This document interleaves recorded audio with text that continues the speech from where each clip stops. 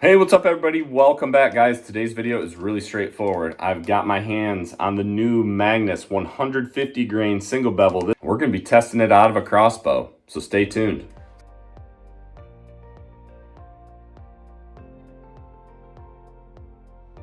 All right, you guys, here is a closer look of the Magnus 150 grain single bevel buzz cut version.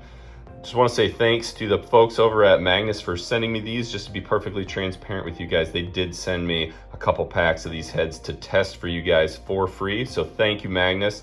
And man, you guys, this is just another good looking head from them. If you've watched this channel before, you know I am a huge fan of Magnus broadheads. I have yet to find a broadhead that performs as well, flies as well, has, you know, the toughness that they have, the price point, the lifetime warranty. I mean, everything. Magnus just does a killer job, and this broadhead looks like it's going to be an awesome one as well. I'm excited to see how this flies. I've been a huge fan of the two-blade Magnus Stinger 150 for a long time, especially out of a crossbow, just because of how well it flies and how well it's done for me in the field. But just the advantages of shooting a single bevel, I'm excited to see if this will perform just like the Stinger does.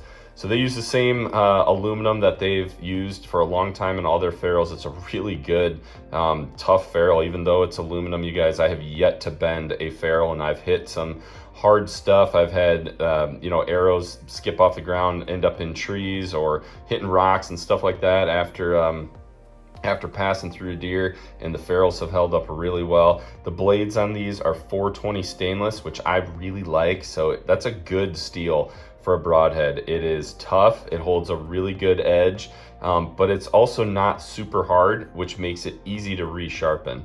And all the Magnus broadheads come with a limited lifetime guarantee, so if you do break one, bend one, whatever with one, you can send it back to Magnus and they will replace it for free. So let's see how this thing does out of my crossbow. All right, everybody, here's the setup we're going to be using. So for a bow, the Killer Instinct SWAT X1. That's the bow I've been doing most of these broadhead tests with. And then of course we're shooting the Magnus 150 grain single bevel Sir Razor version, and we're going to be shooting that with a Sirius Phoenix arrow, and this is a 20-inch arrow, 110 grain insert. Total arrow weight on this is 485. It's fletched with Fusion Q2i X2 vanes at a 1 degree offset, and I knock tuned it. So let's take our first shot all the way out at 50 yards.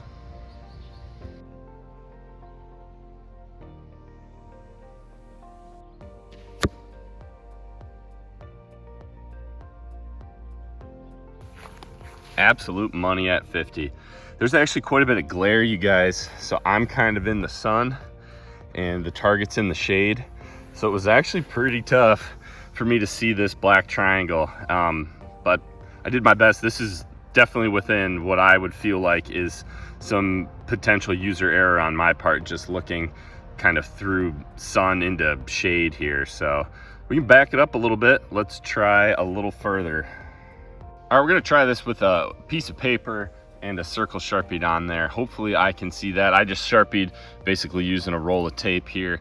So that circle's a 3-inch circle, and we're gonna back it up to basically every inch I can get just in my backyard without having to go up into my driveway. So this shot will be 80 yards.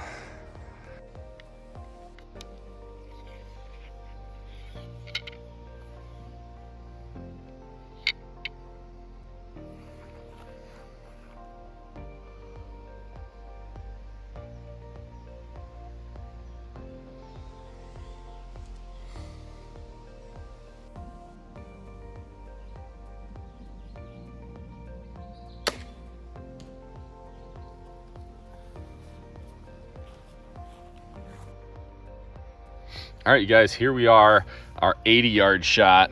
So a little bit low. We're good left to right, though. I mean, we're right in line with that circle left to right, so that's good. And I actually went ahead, I came up here, I tore a piece of tape off of the top of this to kind of use as a tape measure for right now. So I got it ripped where basically the whole thing from, you know, this side top to bottom is right about that 3 inches. So we're, you know, 3 inches from the edge of the circle, so about 4 inches low from the center at 80 yards. You guys, I think this is just, you know, we're asking a fixed blade to have a lot of flight time taking an 80-yard shot. Obviously, we did awesome at 50 yards. We were right in that circle, which is where I am, you know, honestly comfortable shooting. So this, I think, when I see something like this, the fact that it's good left to right means that it's still flying true. I just think that stretching it out this far at 80 yards, we're just experiencing the drag of shooting a fixed blade broadhead, you know, a solid fixed blade at that. It's not vented, and I think we're just experiencing some drag that's going to cause it to hit low. So if you were going to take shots this far using this broadhead, I mean, you could simply adjust your optics if you wanted to, but this is way farther than I would shoot. And honestly, this is the farthest shot I've ever taken with a broadhead on. Usually I'm shooting 50 to 60 yards, and if I'm hitting or touching that 3-inch circle at 50 or 60 yards, I am more than good, because most of my shots are well inside of that. So this thing flies true, you guys, even out of a crossbow, just a little bit low when we stretched it all the way out to 80. All right, everybody, what'd you think of the Magnus single bevel 150 grain buzz cut out of my SWAT X1? Please let me know down in the comments below what you guys thought. I thought it performed exactly how I expected a Magnus broadhead to perform. It flew great. It flew dead on at 50 yards, which I love. And that's exactly the same experience that I've had with the Stinger, shooting it out to like 50, 60 yards. It's pretty much dead on with, you know, my margin for error with a field point at those ranges. And then at 80 yards, you guys, that's, like I said, that's the farthest I've ever shot a broadhead.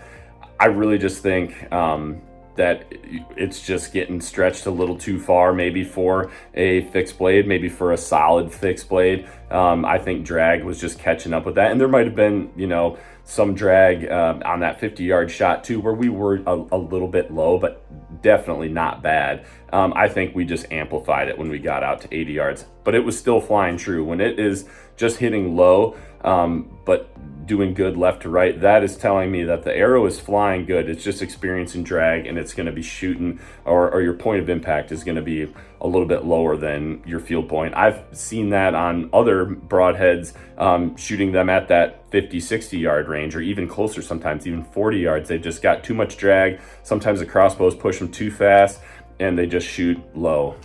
So for this one to shoot dead nuts at 50 yards and experience some of that low impact, low point of impact at 80 yards, man, I'm perfectly fine with that, because all my shots are going to be 50 yards or less. And so for this to fly pretty much just like the Stinger does at all the ranges I've tested the Stinger, this might be my new broadhead for crossbows in 2024. We'll see. I still absolutely love the Stinger, but man, this thing flew great. So I hope you guys enjoyed this video. I hope this helps you out. I hope you check out Magnus for your broadheads, whether you're shooting a compound, whether you're shooting a crossbow, whatever it is. The Magnus stuff is top notch. They're my favorite broadhead, and I think you guys will love them too. We've got product links down below in the description if you want to check out some of the different models and different weights that Magnus offers. And also, you guys, if you like this video and found it helpful, please do me a favor, hit that like button down below. Also, don't forget to subscribe. We'll see you guys soon on the next video. Take care, God bless, and remember, be a sportsman, make a sportsman.